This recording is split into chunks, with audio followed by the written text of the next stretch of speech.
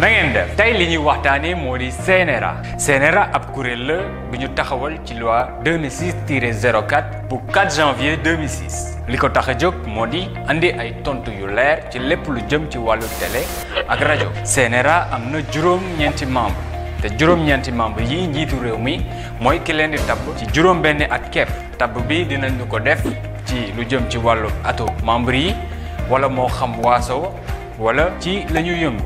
CNRA mooy kiy càmbar yoon wa ñuy jottalee xibaar ci élection yi saytu bu baax xibaar yi